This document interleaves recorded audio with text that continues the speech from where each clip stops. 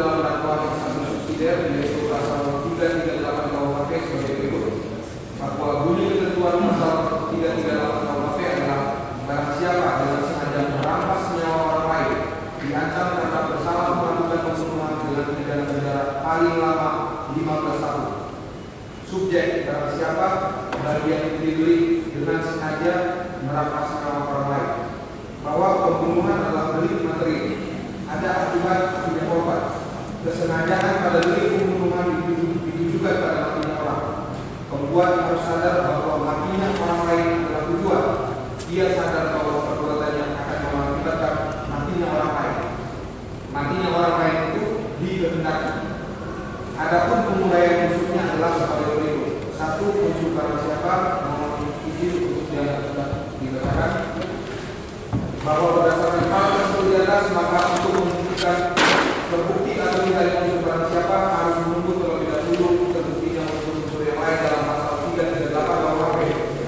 2. Unsur dengan disengaja, mohon perkenan untuk yang sudah mengatakan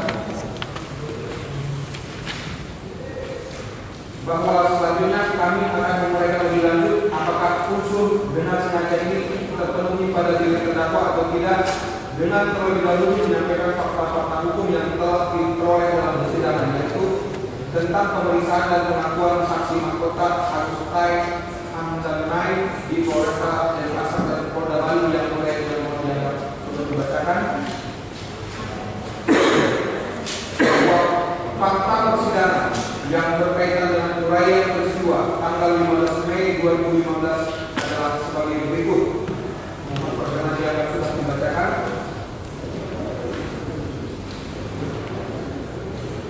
Dari keterangan para saksi dan ahli serta visum terperoleh fakta hukum yang tak terbantahkan bahwa tidak benar pada tanggal 15 Mei 2015 terdakwa menghukum sampai telinga dan hidung anaknya mengeluarkan darah seperti kebohongan yang dilakukan oleh Agustai. Saksi-saksi lain mungkin peristiwa tanggal 16 Mei 2015 bahwa dalam surat tuntutan pada halaman 266 sampai dengan 269 penuntut umum kembali memberikan kronologi tentang peristiwa yang terjadi pada tanggal 16 Mei 2015 yang lagi-lagi seluruhnya didasarkan hanya pada keterangan saksi Agus saja. Selanjutnya kami akan membacakan karena uraiannya sama bahwa selanjutnya kami di penasihat hukum terdakwa akan menyampaikan kembali fakta yang sesungguhnya di tanggal 16 Mei, yaitu mohon izin sudah dibacakan karena uraiannya sama bahwa keterangan saksi Agus tersebut bertentangan dengan fakta hukum yang telah terungkap dalam persidangan yang diperoleh berdasarkan persesuaian keterangan saksi-saksi lainnya, keterangan para ahli dan keterangan terdakwa serta visum et repertum tanggal 9 Juli 2015. Adapun fakta-fakta yang bertentangan dengan keterangan saksi mahkota Agustai adalah sebagai berikut. Dengan keterangan terdakwa saksi Di Ketut Sriani, dengan saksi Di Kade Andeyani, dengan keterangan saksi Musra, dengan keterangan saksi M. Malki, dengan keterangan saksi Wanda, dengan keterangan saksi Andika Andakonda, dengan keterangan ahli, dengan keterangan ahli Murah Wijaya Kusuma, dengan keterangan ahli Jaya Surya Raja, bertentangan dengan visum et repertum, dengan keterangan saksi perbalisan Binyoman Eni Perimawati, keterangan saksi perbalisan Udayani Adi, keterangan perbalisan Rai Parwata dan Niko Mansuri Wismawati.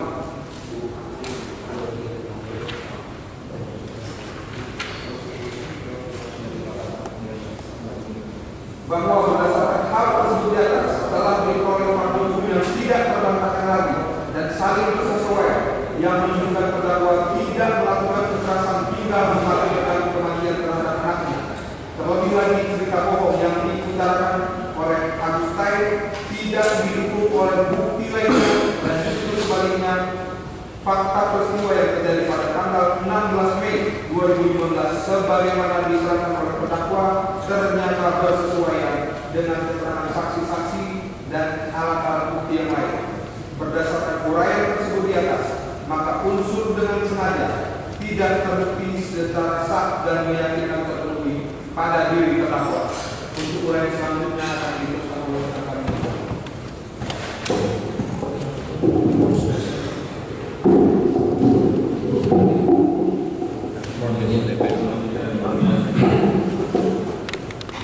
Unsur merampas nyawa orang lain, bahwa timbulnya akibat berupa hilangnya nyawa orang lain atau matinya orang dalam tindak pidana pembunuhan merupakan syarat mutlak.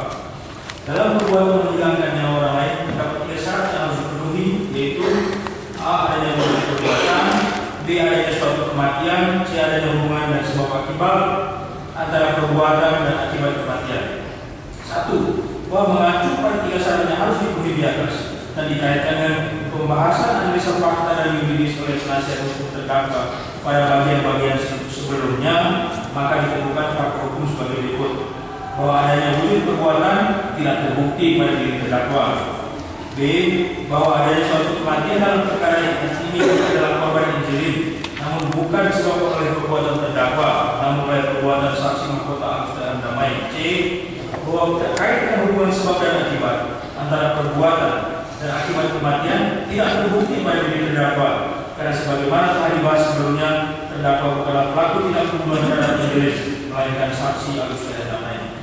Bahwa oleh karena dasar pembuktian JPU dalam pembuktian usul ini bersandar pada keterangan seorang saksi mahkota Agus dan Damai, maka bersama ini kembali kami menyampaikan hal-hal yang berkaitan dengan keterangan saksi Agus Damai sebagai bahan pertimbangan yang terhormat majelis hakim dalam menilai uraian tuntutan saudara JPU sebagai berikut. A. Yang dibacakan yang mulia.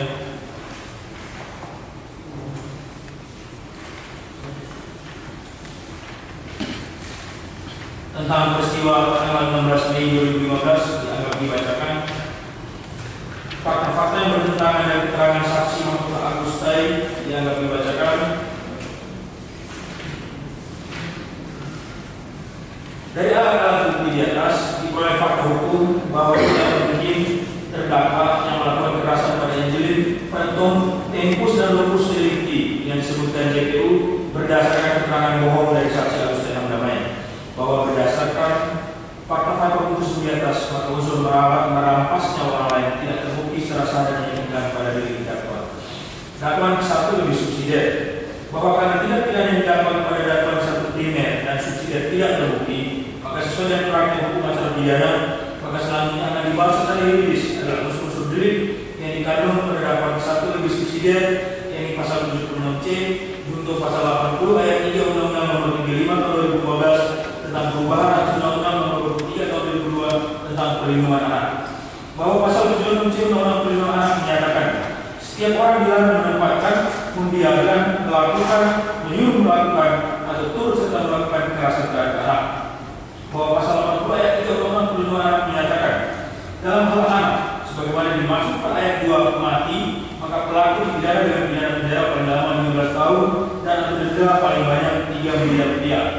Bahwa unsur-unsur delik tindak pidana dalam pasal 76C junto pasal 80 ayat 3 Undang-Undang Perlindungan Anak adalah sebagai berikut: setiap orang menempatkan, membiarkan, melakukan, dan turut serta melakukan kekerasan terhadap anak mengakibatkan anak mati. A. Unsur setiap orang yang dibacakan kemudian. B. Unsur menempatkan, membiarkan, melakukan, menyuruh melakukan atau turut serta melakukan kekerasan terhadap anak. Bahwa unsur menempatkan, membiarkan, melakukan, menyuruh melakukan atau turut serta melakukan kekerasan terhadap anak dalam pasal 76C junto pasal 80 ayat 3 Undang-Undang Perlindungan Anak memiliki unsur yang bersifat alternatif, yaitu 1. Menempatkan kekerasan terhadap anak, membiarkan kekerasan terhadap anak, 3. Melakukan kekerasan terhadap anak, 4. Menyuruh melakukan kekerasan terhadap anak, 5. Turut serta melakukan kekerasan terhadap anak. Uraian perbuatan kekerasan yang dilakukan JPU dalam dakwaan ke-1 lebih subsidiar halaman ke-12 paragraf terakhir surat dakwaannya mengilustrasikan adanya kekerasan yang dilakukan terdakwa berdasarkan keterangan Agus Damai terhadap anaknya sebagai berikut. Yang dibacakan juga. Adapun perbuatan pidana yang didakwakan JPU pada dakwaan ke-1 lebih subsidiar yang hanya berdasarkan keterangan Agus Damai pada ini adalah sebagai berikut. 1. Pada tanggal 15 Mei 2015 terdakwa memukul korban sehingga kedua telinga dan hidung korban mengeluarkan darah. 2. Pada tanggal 15 Mei 2015 terdakwa memukuli korban dengan tangan kosong ke arah wajah dan menjawab serta membenturkan kepala korban ke tembok dan diakhiri dengan membanting kepala korban ke lantai. Bahwa berdasarkan pada dakwaan yang tersebut, maka unsur pasal 76C Undang-Undang Perlindungan Anak yang dapat diterapkan bagi terdakwa dalam perkara itu adalah unsur melakukan kekerasan terhadap anak. Adapun analisa yuridis terhadap perbuatan pidana yang didakwakan JPU pada dakwaan 1 lebih subsidiar tersebut adalah sebagai berikut. Ayat 1 mengenai peristiwa tanggal 15 Mei 2015 bahwa fakta persidangan yang berkaitan dengan uraian peristiwa di dakwaan JPU mengenai peristiwa tanggal 15 Mei 2015 yang hanya bersandar pada keterangan Agustai adalah sebagai berikut. Mohon dianggap membacakan kemudian. Dari keterangan saksi-saksi dan ahli serta visum diperoleh fakta hukum yang tidak terbantahkan bahwa tidak benar pada tanggal 15 Mei 2015 terdakwa mengumpul sampai telinga dan hidung anak yang mengeluarkan darah seperti kebohongan yang diterangkan oleh Agustai Hamdamai. Bahwa menurut pasal 185 ayat 6 KUHP dalam menilai kebenaran keterangan saksi Mahfud Agustai Hamdamai, maka saya harus memperhatikan persesuaian dengan keterangan saksi dan alat bukti lainnya. Maka harus pula diperhatikan adanya alasan yang mungkin diperlukan oleh saksi untuk memberikan keterangan tertentu. Merupakan suatu fakta notoir bahwa saksi Mahkota Agustai Hamdamai merupakan terdakwa juga dalam perkara meninggalnya Angelin. Bahwa saksi ini pada awalnya merupakan tersangka tunggal dalam pembunuhan Angelin, sebagaimana telah disampaikan dalam bab terdahulu nota pembelaan ini. Oleh karena itu maka sudah selayaknya dan sangat beralasan hukum bagi persidangan ini untuk mengesampingkan keterangan saksi Agustai Hamdamai. Karena keterangan saksi Agustai bertentangan dengan keterangan saksi Alki Musa untuk Sri Karyani. Adanya alasan motif saksi Agustai untuk menyelamatkan diri dari jerat hukum dan menimpakan seluruh kesalahan kepada ibu korban kejahatan yang menyebabkan keterangan saksi Agustai bertentangan dengan saksi-saksi yang sudah kami bacakan sebelumnya. Bahwa berdasarkan hal-hal di atas, maka tidak ada fakta hukum yang mendukung dakwaan 1 lebih subsidiar JPU mengenai kejadian pemukulan yang dilakukan oleh terdakwa terhadap anaknya pada tanggal 15 Mei 2015. Ayat 2 mengenai peristiwa tanggal 16 Mei 2015 bahwa fakta persidangan yang berkaitan uraian kejadian di dakwaan JPU mengenai peristiwa tanggal 16 Mei 2015 yang hanya mengacu pada keterangan saksi Mahkota Agustai adalah sebagai berikut. Dianggap dibacakan kemudian. Bahwa keterangan saksi Mahkota Agustai tersebut bertentangan dengan fakta-fakta hukum, keterangan saksi-saksi dan alat-alat bukti yang sudah kami bacakan sebelumnya. Mohon dianggap dibacakan yang mulia.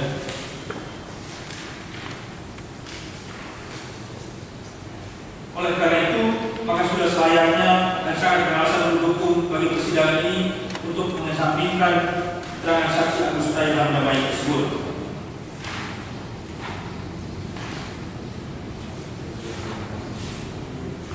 C. Unsur mengakibatkan anak mati. Bahwa ini tidak terjadi unsur melakukan kekerasan terhadap anak pada diri terdakwa, sebagaimana diuraikan pada subbab sebelumnya, maka unsur mengakibatkan anak mati juga tidak perlu diuraikan dan dipertimbangkan dalam persidangan ini.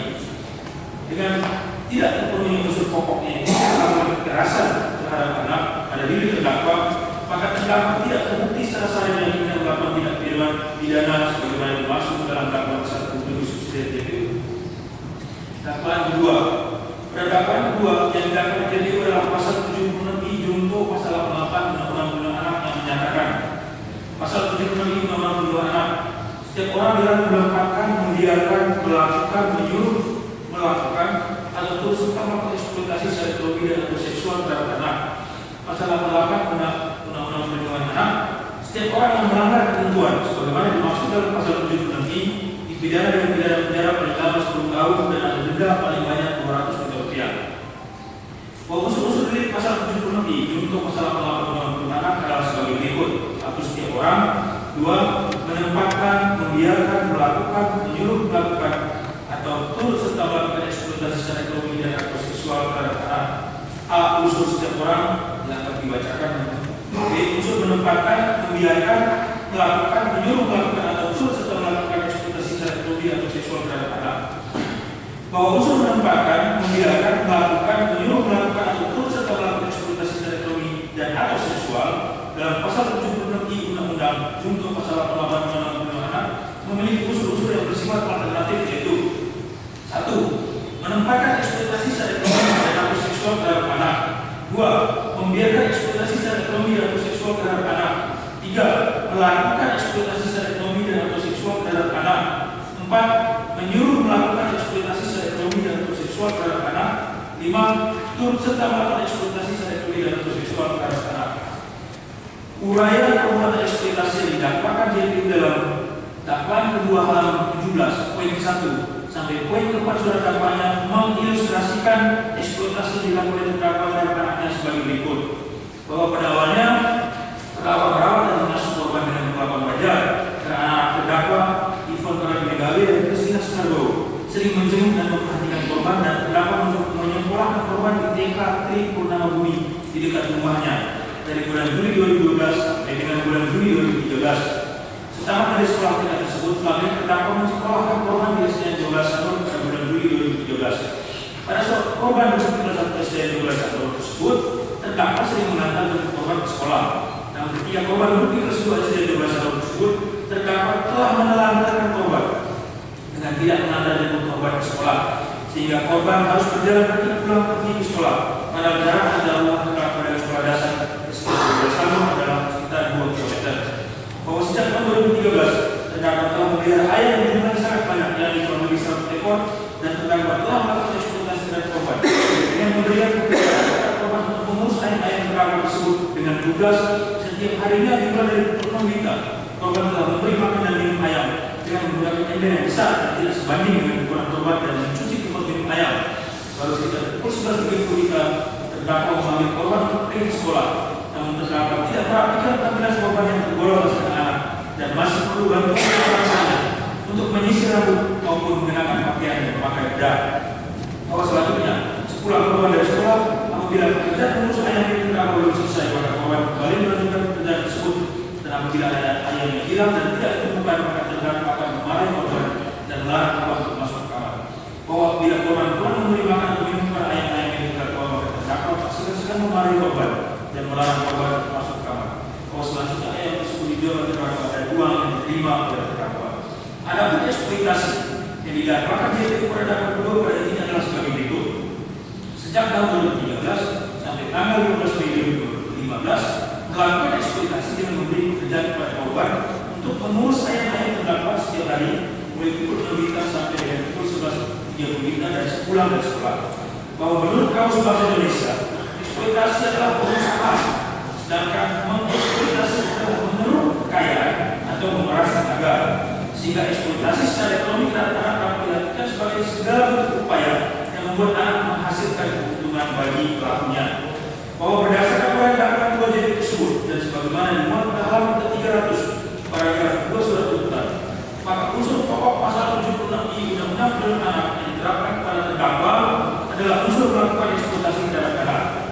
Adapun analisa juridis terhadap perbuatan yang didakwakan JPU pada dakwaan kedua tersebut adalah sebagai berikut mengenai eksploitasi ekonomi sejak tahun 2013. Bahwa fakta persidangan yang dijadikan JPU sebagai dasar pembuktian dakwaan kedua ini sebagaimana dimuat pada halaman 298 sampai halaman 300 surat tuntutan adalah sebagai berikut.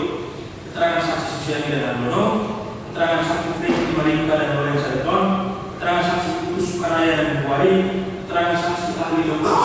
Seto Mulyadi, dan keterangan terdakwa.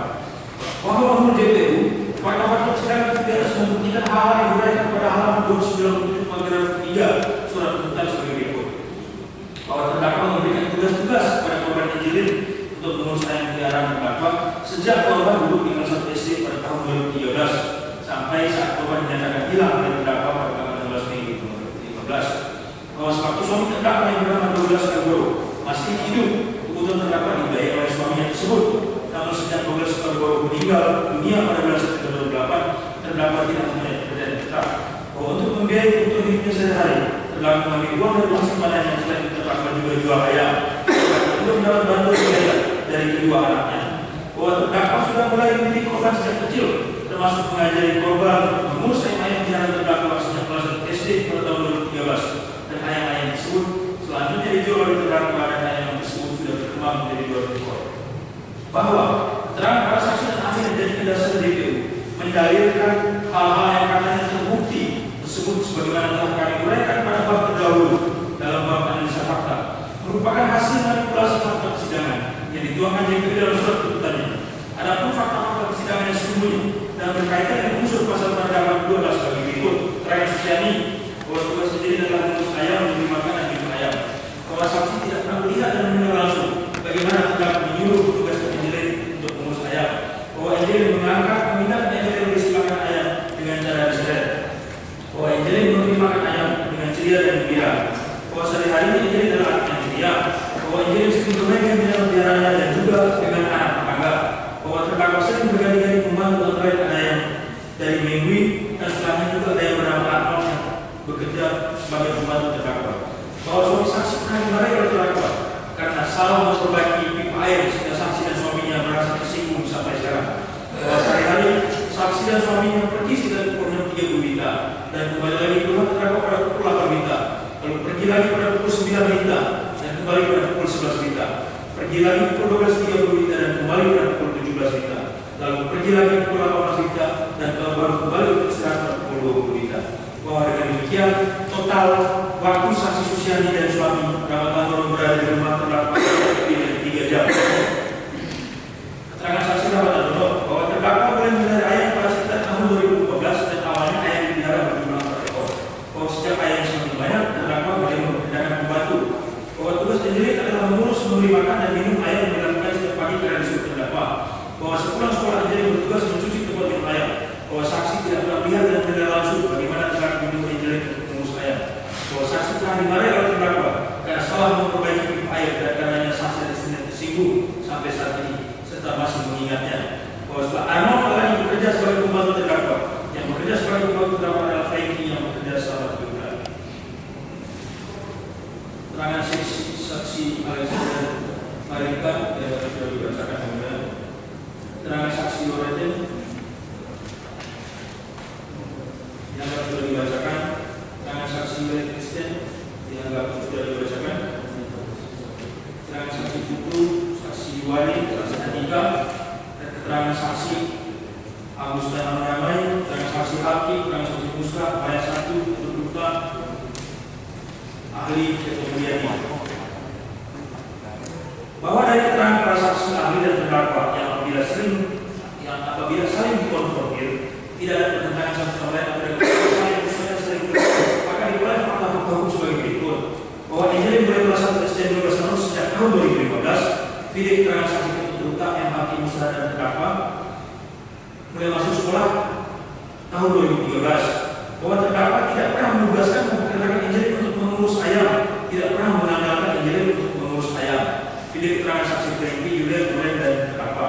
Bahwa Angelin memiliki waktu bermain baik dengan binatang piaraan maupun dengan teman sebayanya di sekitar rumah. Video keterangan saksi Halki, Musrah, Susiani, dan terdakwa. Bahwa terdakwa selalu mempekerjakan pembantu untuk mengurus ayam-ayam peliharaannya. Video keterangan saksi Susiani, Handono, Frankie, Julian, Duren, Andika, Agus, dan satu dan terdakwa. Bahwa apabila tidak ada pembantu, maka terdakwa selalu berusaha mencari pembantu baru untuk mengurus ayam. Video keterangan saksi Loren, Andika, Wayan satu dan terdakwa. Bahwa Angelin memberi makan ayam dalam keadaan ceria. Video keterangan Susiani, Rahmat Anwar, Frankie, Julian, Loren, ahli dan terdakwa. Bahwa hal yang wajar apabila seorang anak membantu orang tua selama anak masih memiliki waktu bermain dan membantu dengan ceria. Video keterangan ahli Dr. Seto Wiryadi.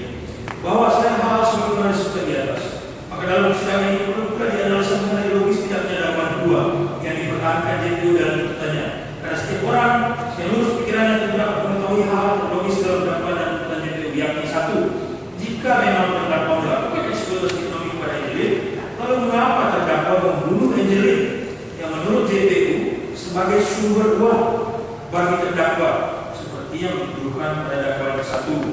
2. Jika memang terdakwa mengandalkan Angelin sebagai sumber uang dengan menugaskannya mengurus ayam, lalu mengapa terdakwa justru mencari pembantu dan bahkan minta berbagai pihak, termasuk para saksi, untuk mencarikan pembantu guna mengurus ayam peliharaan di rumah terdakwa?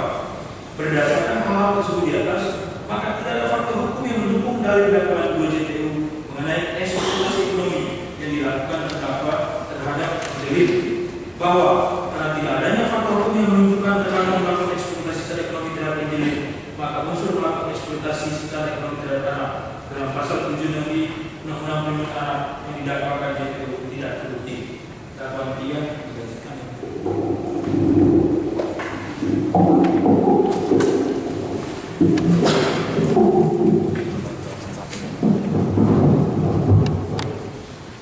ketiga, bahwa dakwaan ketiga yang didakwakan JPU adalah pasal 76B junto pasal 77B Undang-Undang Perlindungan Anak yang menyatakan pasal 76B Undang-Undang Perlindungan Anak, setiap orang dilarang menempatkan, membiarkan, melibatkan, menyuruh melibatkan anak dalam situasi perlakuan salah dan penelantaran.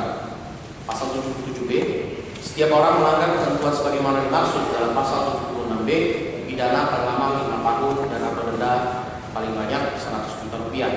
Bahwa unsur-unsur delik pasal 76B dan 77B adalah sebagai berikut. 1. Setiap orang. 2. Menempatkan, membiarkan, melibatkan, menyuruh melibatkan anak dalam situasi perlakuan salah dan penelantaran. A. Unsur setiap orang dianggap sudah dibacakan. B. Unsur menempatkan, membiarkan, melibatkan, menyuruh melibatkan anak dalam situasi perlakuan salah dan penelantaran. Bahwa unsur menempatkan, membiarkan, melibatkan, menyuruh melibatkan anak dalam situasi perlakuan salah dan penelantaran dalam pasal 76B Undang-Undang Perlindungan Anak memiliki unsur yang bersifat alternatif, yaitu 1. Menempatkan anak dalam situasi perlakuan salah dan penelantaran.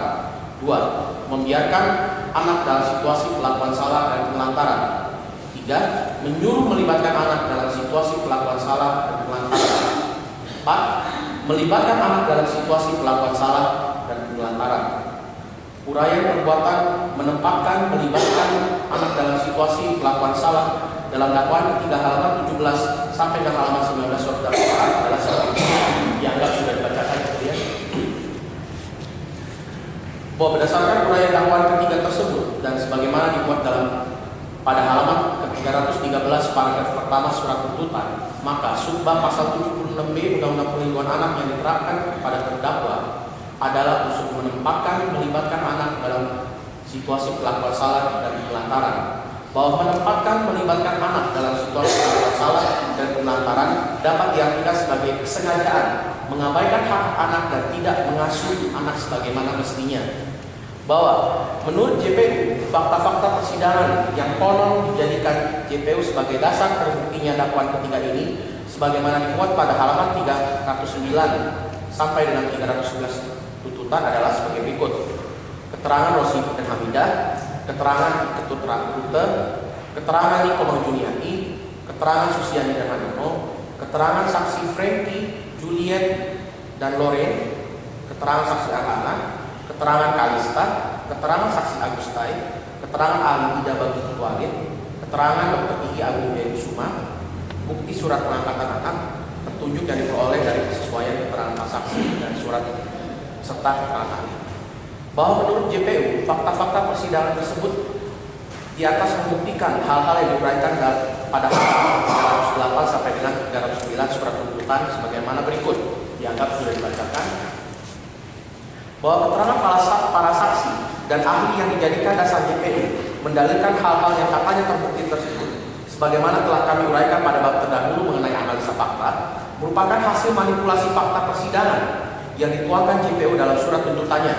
Adapun fakta-fakta persidangan yang sesungguhnya dan berkaitan dengan unsur pasal pada dakwaan ketiga adalah sebagaimana berikut disampaikan di sini.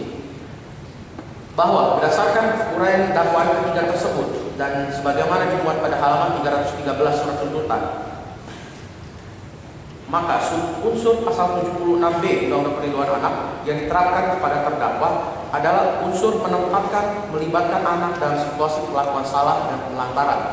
Bahwa menempatkan, melibatkan anak dalam situasi perlakuan salah dan penelantaran dapat diartikan sebagai kesengajaan mengabaikan hak anak dan tidak mengasuh anak sebagaimana mestinya.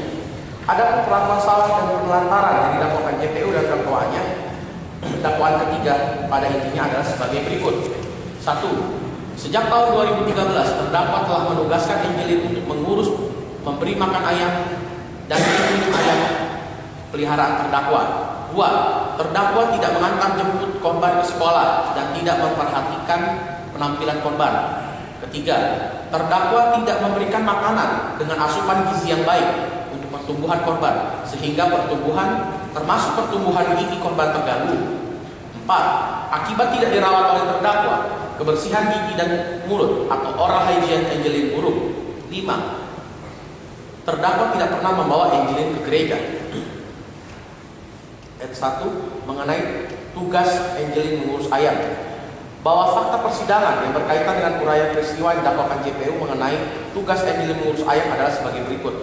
Keterangan saksi Susiani, keterangan saksi Rahmat Handono, keterangan saksi Frankie Marinka, keterangan saksi Lorenz Sorinton, keterangan Juliet Kristi Hartoyo, keterangan Tutu Sukanaya, keterangan saksi Juari, keterangan saksi Andika Anaconda, keterangan saksi Agustai, keterangan Muhammad Halki, keterangan saksi Musra, keterangan saksi Wayan 1, keterangan saksi Iketut Rute, keterangan ahli Dr. Seto Mulyadi, keterangan terdakwa yang akan dibacakan, bahwa dari keterangan para saksi, ahli, dan terdakwa yang apabila saling dikonfrontir tidak ada pertentangan satu sama lain atau dengan kata lain saling bersesuaian dan saling mendukung sehingga layak dipertimbangkan dalam persidangan ini, maka diperoleh fakta-fakta hukum sebagai berikut.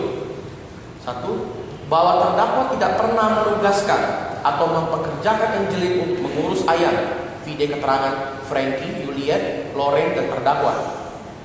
Bahwa Angelin memiliki waktu bermain dengan binatang peliharaan maupun dengan teman sebayanya di sekitar sekolah, vide keterangan saksi Muhammad Halki, Musra, Susiani, dan terdakwa.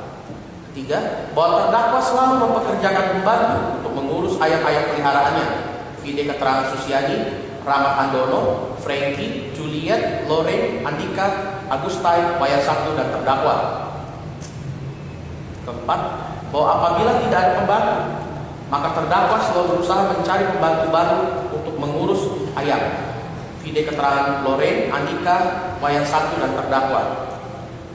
Bahwa Angelin memberi makan ayam dengan keadaan ceria, vide keterangan Susiani, Rahmat Handono, Frankie, Juliet, Loren, ahli Dr. Seto Mulyadi, dan terdakwa. Bahwa hal yang wajar apabila seorang anak membantu orang tua selama anak masih memiliki waktu bermain dan membantu dengan ceria, vide keterangan Dr. Seto Mulyadi.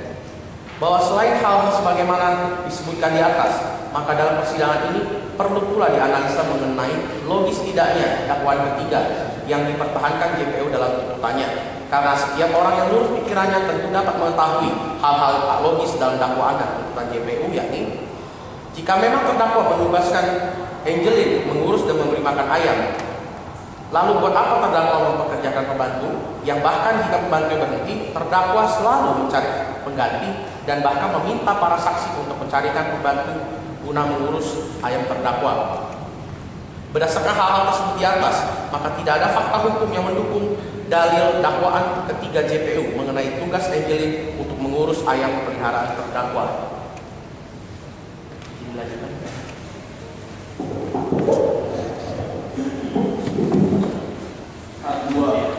Mengenai tidak mengantar jemput dan tidak bahwa fakta persidangan yang berkaitan dengan uraian peristiwa yang dilaporkan JPU mengenai terdakwa tidak mengantar jemput dan memperhatikan penampilan Angelin adalah sebagai berikut. Keterangan saksi Putu Sriwijayati, keterangan saksi Putu, keterangan saksi Emati, keterangan saksi Musta, keterangan saksi Frankie Alexander Marinda, keterangan saksi Juliet Kristi, keterangan saksi Loren Sorinton, keterangan saksi Agustai Asmai, dan keterangan terdakwa. Serta barang bukti berupa 3 pasang seragam sekolah Angelin yang disita dalam keadaan tersetrika dan terlihat rapi.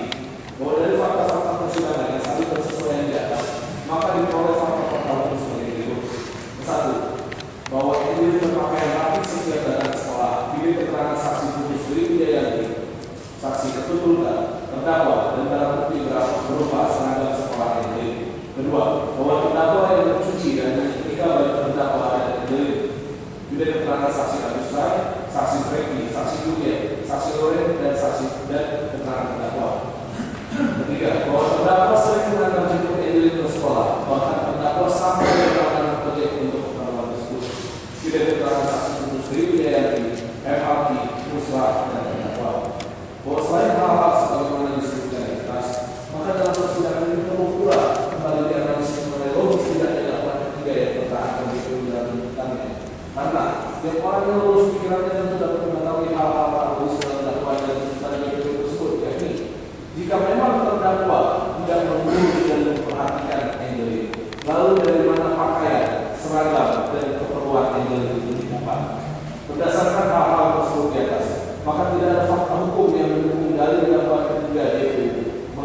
terdakwa tidak akan terjemput dan memperhatikan penampilan Angelin. Artinya, mengenai makanan Angelin, bahwa JPU mendalilkan Angelin tidak mendapat makanan dengan asupan gizi yang baik berdasarkan fakta persidangan yang dimanipulasi sebagai berikut.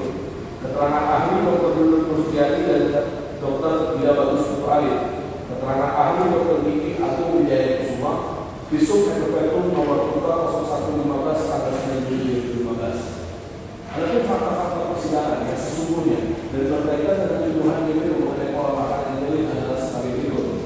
Mohon dibacakan keterangan saksi Rosini, Hamidah Putus Sriwijaya, Reki Alexander Paleka, Julian Rizky, Lorenzo Letor, keterangan ahli Duduk Rusdiati dan Ida Bagus Putrali, keterangan ahli Dr. Buku, Dr. Gigi Agung Wijaya Kusuma, keterangan ahli Dr. Jaya Surya Arkadia, visum et repertum nomor 115 tanggal 9 Juli 2015. Bukti surat berupa faktur pemberian dari teman tertanggal 15 Mei 2015 terkait dan keterangan terdakwa. Berdasarkan fakta-fakta persidangan di atas, yang apabila saling mengonfirmasi dan tidak ada pertentangan satu sama lain atau dengan data lain saling bersesuaian dan saling mendukung sehingga layak untuk dimakan dalam persidangan ini, maka diperoleh fakta-fakta hukum sebagai berikut. Bahwa perawakan pulau Angelin dipengaruhi oleh faktor keturunan atau genetika juga keterangan saksi Rosini, Hamidah, ketuntutan, keterangan ahli Duduk Rusdiati, Ida Bagus Putrali, Jaya Surya Arkadia dan keterangan terdakwa. Kedua, bahwa terdakwa rutin berbelanja susu dan makanan lainnya untuk keperluan terdakwa dan Angelin. Juga keterangan saksi Franky, Julian, Loren dan terdakwa serta bukti berupa faktor pemberian keutamaan. Tiga, bahwa Angelin sering dan suka meminum susu. Juga keterangan saksi Julian, Loren dan terdakwa. Empat, bahwa Angelin bersekolah dengan pakaian yang rapi sebagaimana siswa lainnya. Juga keterangan saksi Ketutur dan Putus Sriwijaya dan terdakwa. 5. Bahwa pertumbuhan gigi Angelin normal dan tidak terganggu, bahkan diperlukan beberapa gigi yang sedang erupsi atau tumbuh pada diri Angelin. Juga keterangan saksi ahli Dr. Diki Agung Wijaya Kusuma dan visum et repertum. Bahwa Angelin suka dan sering minum dan makan makanan yang manis-manis. Juga keterangan saksi Julian, keterangan ahli Dr. Diki Agung Wijaya Kusuma, visum et repertum dan keterangan terdakwa. Bahwa pertumbuhan Angelin tidak terganggu dan tidak kurang gizi untuk anak seusianya karena dibuktikan dengan ukuran lingkar makannya yang sebesar 16 cm. Juga keterangan ahli Rusdiati, Ida Bagus Putrali, Jaya Surya Arkadia dan visum et repertum. Bahwa karena jenazah Angelin telah mengalami proses penyaluran selama 3 minggu sebelum ditemukan, maka sisa lemak yang ditemukan pada jenazahnya ketika pemeriksaan atau otopsi dilakukan tidak bisa menjadi patokan untuk asupan gizi semasa Angelin masih hidup. Hal ini karena selama penyaluran jaringan lemak yang ada pada tubuh jenazah akan mencair dan keluar dari tubuh. Juga keterangan ahli Duduk Rusdiati, Ida Bagus Putrali, Jaya Surya Arkadia dan visum et repertum.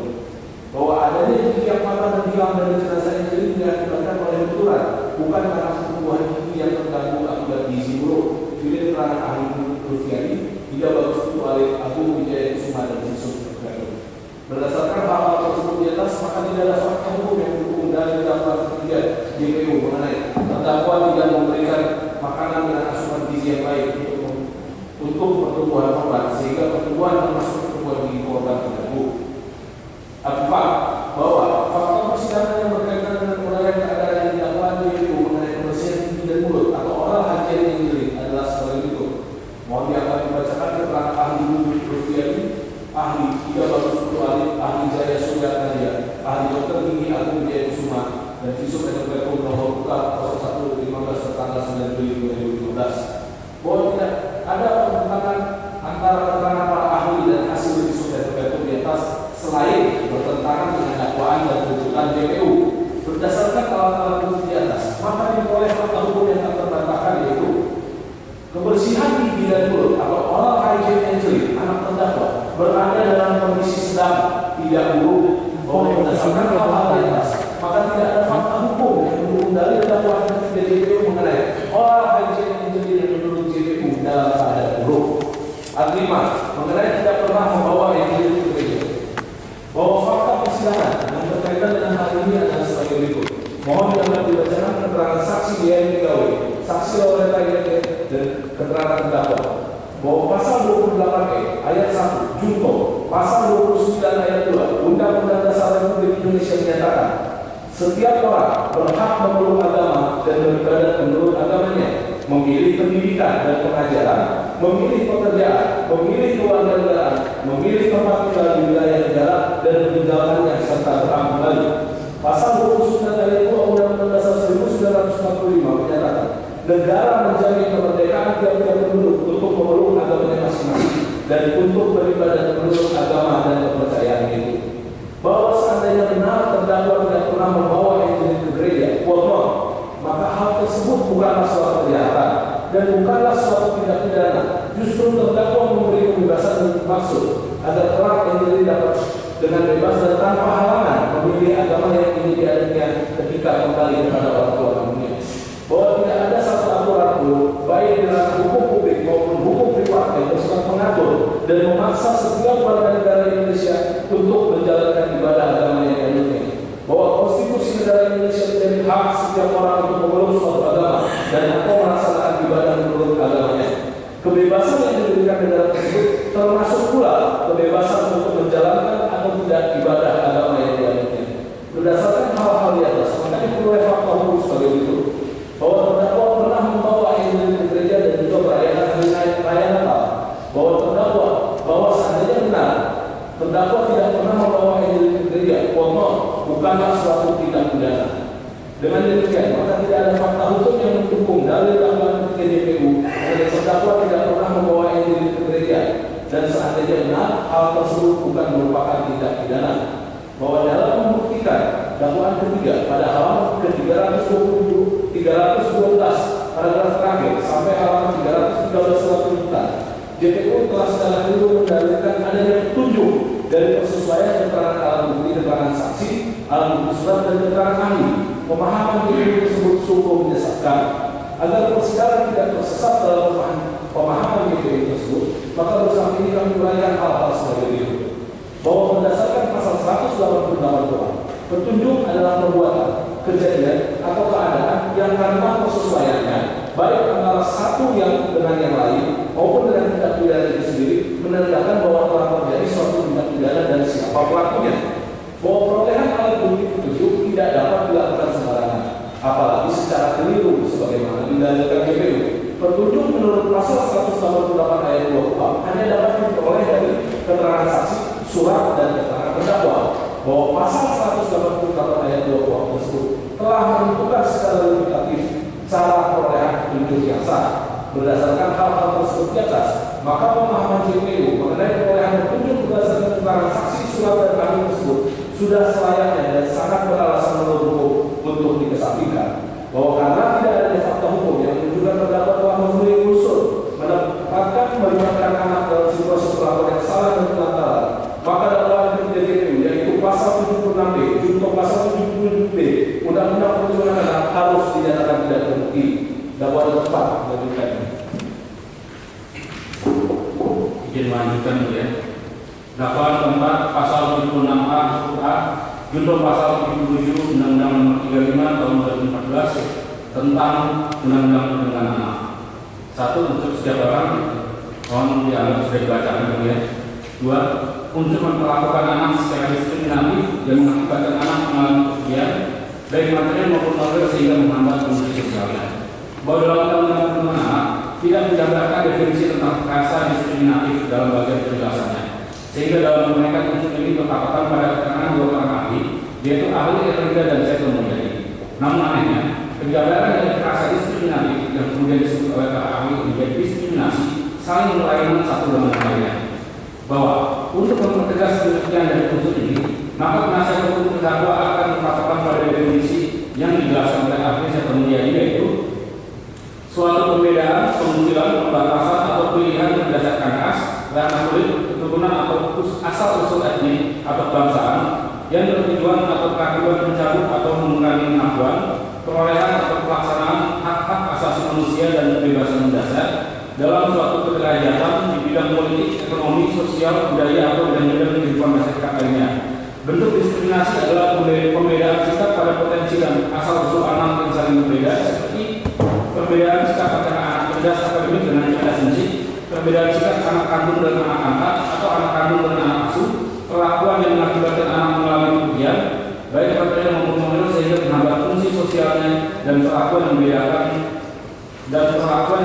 yang membedakan, pengucilan, pembatasan yang tujuan atau berakibat mencabut atau mengurangi pengakuan, perolehan atau pelaksanaan hak-hak asasi manusia dan kebebasan mendasar. Bahwa dalam perkara tuntutannya, JPU berpendapat bahwa untuk memperlakukan anak secara diskriminatif yang mengakibatkan anak mengalami kerugian, baik material maupun moral sehingga pengaruh fungsi sosialnya, pada intinya terdapat pada hal sebagai berikut. 1. Tidak memberitahukan orang tua kandung menjadi bahwa berdasarkan akta pengakuan penangkapan anak telah tercantum kewajiban dari terdakwa untuk memberitahukan siapa orang tua orang tua kandung Yulin, yaitu pada usia 18 tahun. Terdakwa sangat menghormati kesepakatan yang telah dibuatnya bersama-sama dengan Hamida dan Rosi. Terdakwa sendiri tidak pernah menarik orang tua kandung Yulin untuk mampir ke rumah terdakwa, dan terdakwa juga tidak pernah menyembunyikan alamat dan keberadaan Yulin selama ini dari kedua orang tua kandungnya, sehingga orang tua kandung Yulin sewaktu-waktu bisa menengok Yulin. Namun anehnya, kedua orang tua kandung Yulin seperti tidak ada keinginan untuk menengok Yulin, walaupun selama ini orang tua kandung Yulin mengetahui di mana alamat tempat tinggal terdakwa dan Yulin. Seharusnya kedua orang tua Yulin dapat menengok Yulin karena mereka berdua sama-sama bertempat tinggal di Bali walaupun mereka sudah bercerai. B. Sejak tahun 2013, terdakwa telah menugaskan Yulin untuk mengurus, memberi makan dan minum ayam yang banyak terdakwa. Bahwa fakta-fakta persidangan yang berkaitan dengan rangkaian peristiwa yang dilakukan JPU mengenai tugas Yulin mengurus ayam adalah sebagai berikut. Mohon izin untuk dibacakan keterangan saksi Susiani, keterangan saksi Ahmad Mandono, keterangan saksi Franky Alexander Narinda, keterangan saksi Loren Isolikon, keterangan Julian Istinatoyo, keterangan saksi Putus Kanaya, saksi Duari, keterangan saksi Andika Anoda, keterangan saksi Agustai, saksi Mhalvi, saksi Musra, saksi Wayan 1, saksi Iketut Putra, ahli dokter Seto Mulyadi, keterangan terdakwa. Bahwa dari keterangan para saksi, ahli dan terdakwa yang apabila saling berkonflik tidak ada pertentangan satu sama lain atau dalam kekalian saling bersesuaian dan saling mendukung sehingga layak dipertimbangkan dalam persidangan ini, maka diperoleh fakta-fakta hukum sebagai berikut. Bahwa terdakwa tidak pernah menugaskan atau mempekerjakan Yulin untuk menuntut saya, tidak dengan saksi Franky, Juliet, Loren dan terdakwa. Bahwa Yulin memiliki waktu bermain baik dengan binatang peliharaan maupun dengan teman sebayanya di sekitar rumah. Keterangan saksi Alfi, Musa, Susiani dan terdakwa. Bahwa terdakwa selalu bekerja membantu untuk mengurus ayam-ayam peliharaannya. Bila keterangan Susiani, Rahmat Mandono, Franky, Juliet, Loren, Andika, Agustai, Wayan 1 dan terdakwa. Bahwa apabila tidak ada pembantu, maka terdakwa selalu berusaha mencari pembantu baru untuk mengurus ayam. Bila keterangan saksi Loren, Andika, Mandono, Wayan 1 dan terdakwa. Bahwa Yulin menerima ayam dengan keadaan ceria. Bila keterangan Susiani, Mandono, Franky, Juliet, Loren, dan ahli dokter Seto Mulyadi serta terdakwa. Bahwa hal yang wajar apabila seorang anak membantu orang tua selama anak masih memiliki waktu bermain dan membantu dengan ceria. Bila keterangan ahli dokter Seto Mulyadi. Bahwa selain hal-hal sebagaimana disebutkan di atas, maka dalam persidangan ini perlu pula dianalisa mengenai bahwa setidaknya dakwaan yang dipertahankan JPU dalam tuntutannya. Karena setiap orang yang lulus pikiran tentu dapat mengetahui jika hal-hal logis dalam dakwaan dan tuntutan JPU yakni jika memang terdakwa menugaskan Yulin untuk mengurus menerima minum ayam, lalu berkata terdakwa mengerjakan pembantu yang bahkan jika pembantu berhenti, terdakwa selalu mencari pengganti atau bahkan meminta transaksi untuk mencarikan pembantu guna mengurus ayam terdakwa. Berdasarkan hal-hal tersebut di atas, maka tidak ada fakta hukum yang mendukung dari dakwaan JPU mengenai tugas Yulin untuk mengurus ayam terdakwa. Terdakwa tidak mengajak Yulin sekolah dan tidak memperhatikan pengadilan Yulin. Bahwa fakta persidangan berkaitan dengan memang sesuai dakwakan JPU mengenai terdakwa tidak pernah ikut dan memperhatikan pengadilan Yulin adalah sebagai berikut. Mohon izin di atas dibacakan keterangan saksi Putus Wijayati, saksi Tutut Putra, saksi Mhalvi, saksi Musra, saksi Franky Alexander Narinda, saksi Juliet Istin, saksi Loren Isolikon, saksi Agustai Handamai. Keterangan terdakwa dalam bukti berupa 3 pasal dengan sekolah Yulin yang disita dalam keadaan tersangka dan terlibat. Bahwa dari fakta-fakta persidangan yang saling sesuai di atas, maka diperoleh fakta-fakta hukum sebagai berikut. Bahwa Yulin fakta gratis setiap datang sekolah, kemudian keterangan saksi Putus Wijayati, Tutut Putra, terdakwa dan barang bukti seragam sekolah Yulin. Bahwa terdakwa yang memiliki dan menyanyikan baju terdakwa dan Yulin. Bila keterangan saksi Agustai, Franky, Juliet, Loren dan terdakwa. Bahwa terdakwa sering mengantar jemput Yulin ke sekolah, bahkan terdakwa sampai pelanggaran ojek untuk perbuatan tersebut. Tidak transaksi termasuk biaya MHP musrah dan terdakwa. Bahwa selain hal sebagaimana disebutkan di atas, maka dalam persidangan ini perlu dianalisa mengenai logis tidaknya dakwaan tiga yang ditentangkan JPU dalam tuntutannya. Karena setiap orang yang menuntutnya dan terdakwa mengetahui hal-hal tak logis dalam dakwaan dan tuntutan JPU. Berdasarkan hal tersebut di atas, maka tidak ada fakta hukum untuk mendak dari dakwaan JPU mengenai terdakwa tidak menantang itu dan memperhatikan penampilan JPU. D. Terdakwa tidak memberikan makanan dan masukan gizi yang baik untuk pertumbuhan korban, sehingga pertumbuhan termasuk pertumbuhan gigi korban terganggu. Bahwa JPU mendalilkan Injil tidak mendapat makanan dan masukan gizi yang baik berdasarkan fakta-fakta persidangan yang dimanipulasi sebagai berikut: keterangan ahli dokter Lulut, keterangan ahli dokter di Agung Jaya Kusuma, dan visum et repertum. Adapun fakta-fakta persidangan yang sesungguhnya dan berkaitan dengan tujuan JPU mengenai pola makan Injil adalah sebagai berikut: mungkin untuk dianggap dibacakan transaksi Rosidik, saksi Hamidah, Ketua Tuta, Muslim Jayanti, Rengi Alexander Kaneka, saksi Dulet Muslim, saksi Loreng, ahli dokter Dr. Susiati, dan tidak bagus kecuali keterangan ahli dokter Jaya Surya Ahmadiyah, visum et repertum, bukti surat berupa fakta pembelian dari Lotema tanggal 15 Mei 2015 terambil, dan keterangan terdakwa. Berdasarkan fakta-fakta persidangan di atas, apabila saling melakukan tidak ada pertentangan satu sama lain atau dengan kata lain saling bersesuaian dan saling mendukung sehingga layak dipertimbangkan dalam persidangan ini, maka diperoleh fakta hukum sebagai berikut: bahwa pengawalan untuk sendiri mengenai fakta keturunan genetik tidak transaksi Rosidik, Hamidah, Ketua Tuta, ahli Lulut Susiati, tidak bagus sekali, Jaya Surya Ahmadiyah, dan keterangan terdakwa. Bahwa terdakwa itu berbelanja susu dan bahan makanan lainnya untuk keperluan terdakwa dan diklaim. Tidak keterangan saksi Franky, Juliet, Loreng, dan terdakwa serta bukti surat berupa faktur pembelian Lotema. Bahwa Edwin sering dan suka minum susu. Tidak keterangan saksi Juliet, Loreng, dan terdakwa. Bahwa Edwin bersekolah dengan pakaian yang rapi sebagaimana siswa lainnya. Tidak keterangan saksi Ketua, Muslim Jaya, dan terdakwa. Bahwa Edwin suka dan sering minum dan makan makanan yang manis-manis. Tidak keterangan saksi Juliet, ahli dokter Gigi Agung Semanjaya, visum, dan terdakwa. Bahwa pertumbuhan Angelin tidak terganggu dan tidak berkondisi untuk anak seusianya karena dibuktikan dengan ukuran yang diamanannya 16 cm. Video, keterangan ahli Dr. Susiati tidak bagus sekali, Jaya Surya Ahmadiyah, dan visum et repertum. Bahwa karena jenazah Angelin telah mengalami proses penyakit selama 3 minggu sebelum ditemukan, maka sisa lemak yang ditemukan pada jenazahnya ketika pemeriksaan otopsi dilakukan tidak bisa menjadi patokan untuk asupan gizi semasa Angelin masih hidup. Hal ini karena selama proses penyamunan, jaringan lemak yang ada pada tubuh jenazah akan mencair dan keluar dari tubuh. Juga karena ahli Lulut tidak bagus, Dr. Jaya, dan visum et repertum. Berdasarkan hal tersebut di atas, maka tidak ada fakta hukum yang mendukung dari dakwaan JPU mengenai terdakwa tidak memberikan makanan dan masukan gizi yang baik untuk pertumbuhan korban sehingga pertumbuhan termasuk pertumbuhan gigi korban terganggu. C. Terdakwa tidak pernah membawa ibadah gereja. Bahwa fakta persidangan yang berkaitan dengan hal ini adalah sebagai berikut: keterangan saksi Y, keterangan YDGW, keterangan saksi Loretta Ineke, keterangan terdakwa. Bahwa berdasarkan mereka tersebut di atas, maka unsur memperlakukan anak secara diskriminatif yang menentukan melalui pekerjaan, baik materi maupun modal sehingga menghambat unsur sosialnya, tidak terbukti secara sah dan meyakinkan pada terdakwa. Selanjutnya akan dilanjutkan.